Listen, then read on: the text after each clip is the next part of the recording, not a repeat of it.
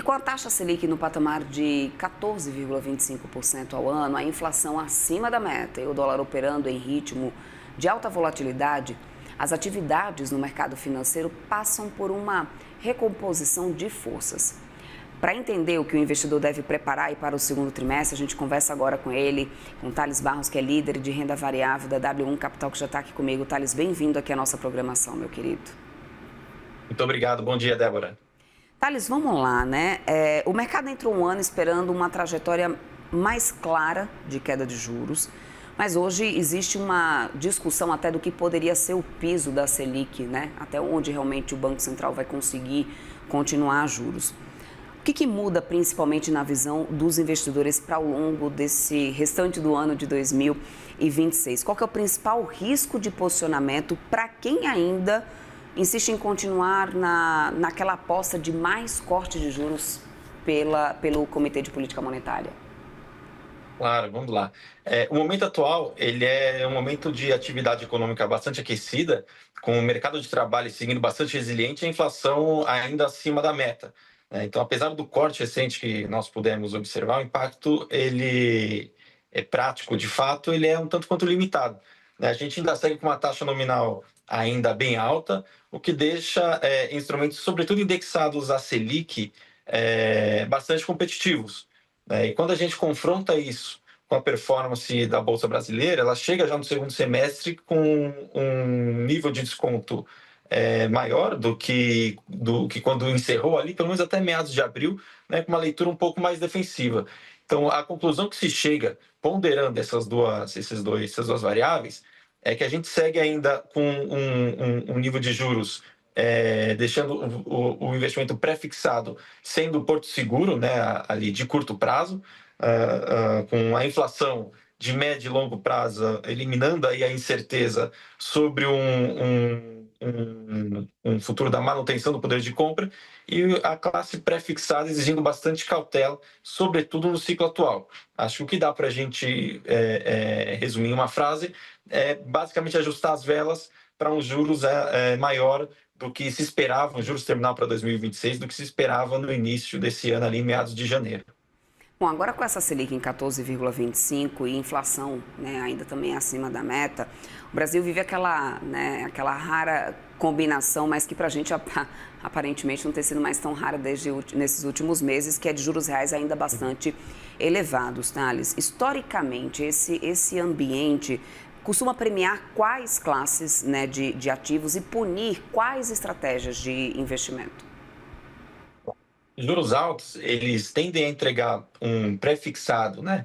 Uma renda fixa bastante atrativa, e em contrapartida, deixa a renda variável um pouco mais seletiva, né? Muito, principalmente quando a gente olha para setores cíclicos, ainda dependentes de juros, até porque quando o analista vai oferir uma conclusão sobre o preço justo de uma determinada ação, ele usa como referência uma taxa de desconto que é os juros dos anos subsequentes, né? Mais ou menos ali a expectativa de juros para daqui a 10 anos. Logo, quanto maior for essa taxa de juros, menor tende a ser o preço justo de uma determinada ação. Consequentemente, menor espaço para valorização o ativo de renda variável em questão tende a oferecer.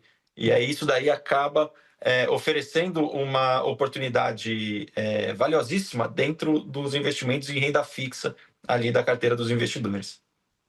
Hoje, muitos investidores, né, Thales, olham apenas para o nível da Selic, mas o mais importante, talvez, seja o comportamento da curva de juros, né?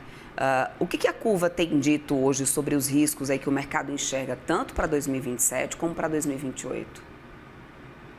Para 2028, as expectativas para os principais vencimentos do juros futuro, eles têm aumentado na medida em que o cenário acaba demandando esse tipo de comportamento, dada a relação risco-retorno.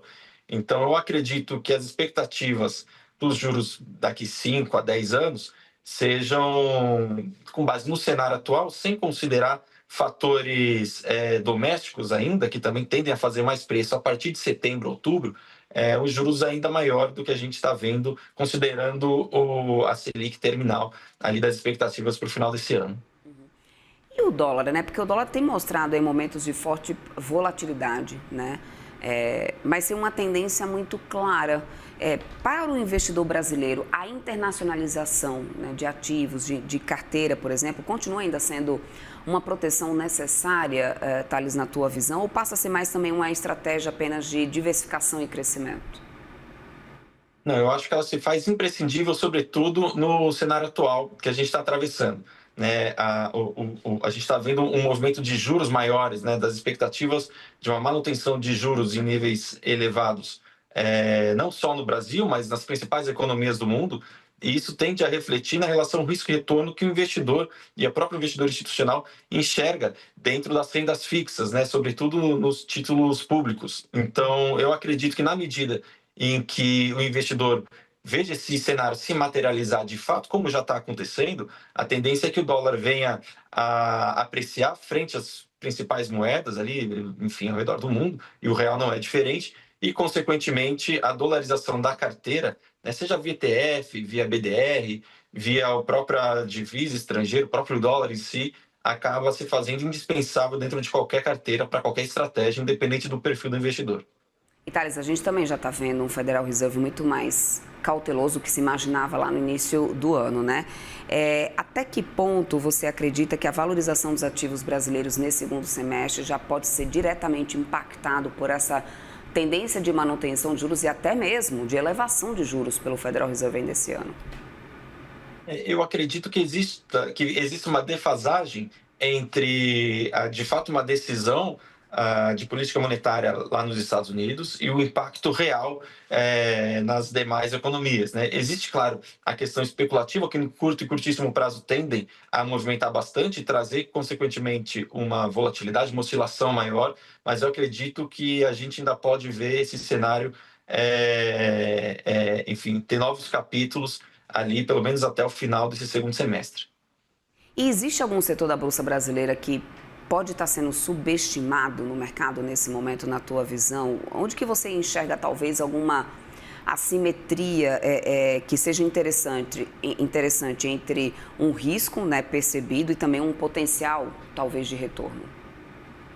Eu enxergo, basicamente, falando mais de setor, dois setores como uma espécie de porto seguro, que não necessariamente eles estão com um nível de desconto significativo, mas que ainda assim eles tendem a ter um comportamento melhor ou até, talvez, porque não mais previsível, entre muitas aspas, na medida que esse cenário que a gente está vendo venha se desdobrar em um cenário um pouco mais deteriorado, que é o setor financeiro, ali, bancos e seguros e seguradoras, né? E o setor de energia. Né? Então, eu olharia basicamente esses dois setores com um olhar mais atento e talvez teria uma atenção redobrada para setores mais cíclicos, né? E dependente de juros. Perfeito. Thales Barros, que é líder de renda variável da W1 Capital, bem-vindo por aqui, meu querido, sempre. Obrigada pelo seu tempo, até uma próxima. Muito obrigado, Débora. Bom dia a todos. Até mais.